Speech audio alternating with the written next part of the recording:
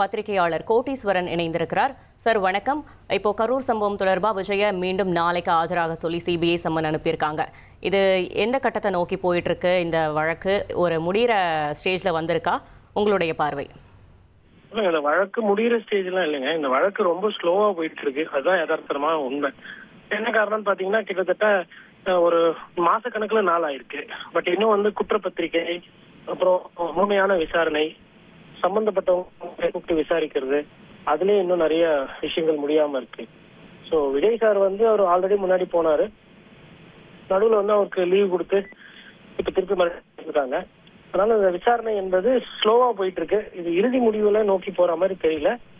இன்னும் வழக்கு ஆனது என்பது இன்னும் பதியப்பட்டு இன்னும் எஃப்ஐஆர்ல வேற யாருன்னா புதுசா பேர் சேர்க்கணுமா இல்ல சேர்த்தவர்களும் போதுமா அப்படின்றது அந்த கேள்விகள் இன்னும் பதில் வராம இருக்கிறது. ஒருவேளை நாளைக்கு விஜய் ஆஜரானா என்னென்ன கேள்விகள்லாம் முன்வைக்க வாய்ப்பு இருக்கு சார்?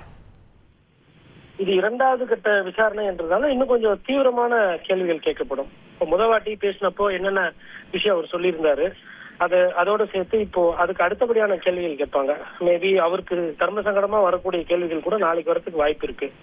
அதுவும் என்ன விதமான சம்மன் கொடுத்தாங்கன்றது எனக்கு தரவுகள் இல்லை. அதாவது சாட்சியமா பார்க்கறத கொடுக்க சொல்றாங்களா இல்ல அவர் மீது சந்தேகத்துல அவரை கூப்பிட்டு விசாரிக்க போறாங்களான்றதும் தெரியல. நாளைக்கு விசாரணை என்பது இரண்டாம் கட்ட விசாரணை என்பது இன்னும் கொஞ்சம் தீவிரமா இருக்குன்றதுதான் ஒரு சாதாரண புரிதல். அதை தாண்டி வழக்கினுடைய தன்மை என்பது இது ஒரு 40 பேருக்கு மேல இறந்த ஒரு வழக்கு என்பது இந்த வழக்கோட தீவிரத்தன்மைக்கு சிக்கல்கள் நாளைக்கு விஜய் சாருக்கு இருக்கும். உங்கள் தந்தி ஒன் தொலைக்காட்சியில் காதலும் கலகலப்பும் நிறைந்த ஒரு புத்தம் புதிய ஃபேண்டசி தொடர் ராஜா ராணி தினமும் இரவு 8 மணிக்கு.